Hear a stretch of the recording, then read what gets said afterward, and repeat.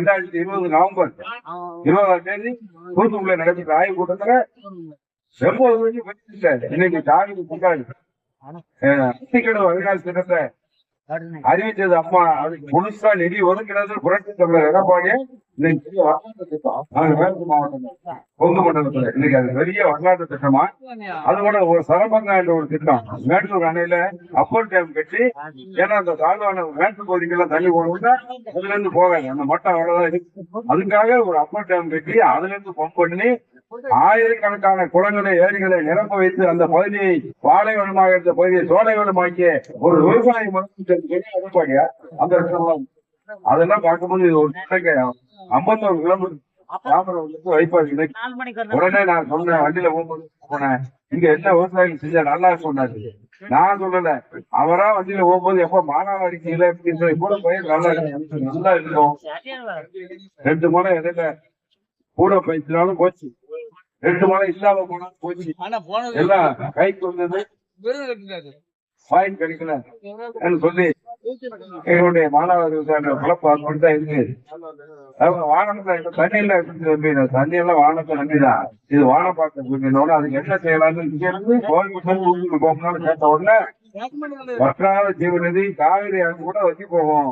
கங்கை யமுனை காவிரி கங்கை யமுனைக்கு பிறகு வற்றாத ஜீவநதி இந்திய துணைக்கு நம்ம தாவர ஒன்றார் தான்.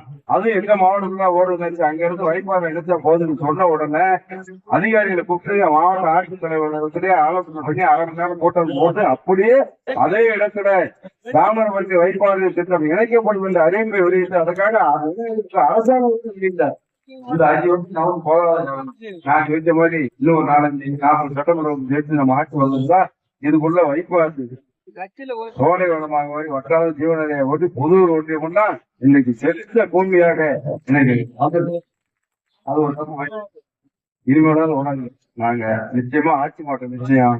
ஆட்சி மாற்றம் வந்த உடனே ஒரு ஆண்டுக்குள் நிச்சயமாக தாமிரபரணி ஆறு இங்க பாய்ந்து வருகின்ற நிலைமையை நாங்க இங்க உருவாக்கோம். அதே போல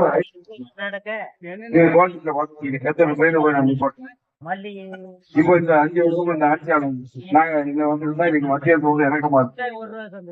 இதுக்குள்ள மதுரையில இருந்து தூத்துக்குடிக்கு வழித்தடம் அவங்க வந்து புதூர் வழியாதான் புதூர் விளாத்தியோட குளத்தூர் வழியாதான் அந்த சங்கம் அங்க போட்டதோட அங்க கூட அது ஒரு எனக்கு வந்து சொல்றாங்க தெரியல. அங்க இருந்து மோசம் போட்டு அதை மட்டும் போட்டுட்டாங்க. அது மட்டும் திட்டத்தை கைவிட்டாங்க. 5 வருஷம் இப்ப நாங்க மட்டும் வந்திருந்தா இதுக்குள்ள மத்திய சொல்லி இதுக்குள்ள ட்ரெயின் ஓடிட்டு இங்க இருந்து நீங்க ட்ரெயின் ஏறி புதூர்ல ஏறி சென்னைக்கு போகலாம், வடநாட்டுக்கு போகலாம், எங்க வேணா போகலாம். தூத்துக்குடி அழகான ட்ரெயின் வந்து அதை துப்புல இந்த ஆட்சியாளர் இந்த எம்எல்ஏ என்னைக்காவது சட்டமன்றத்துல பேசினாரா? நான் போய் ரயில்வே மத்திய ரயில்வே அமைச்சரை பார்த்து அந்த கிடப்பிலை வைக்கின்ற மதுரை அருப்புக்கோட்டை வழியாக தூத்துக்குடி செல்கின்ற அந்த ரயில்வே பாதைக்கு நீங்கள் மீண்டும் நிதி ஒதுக்க வேண்டும் சொன்ன சரி என்று சொல்லியிருக்கிறார். நான் வரும்போது டிவியில பார்த்தேன், மதுரையில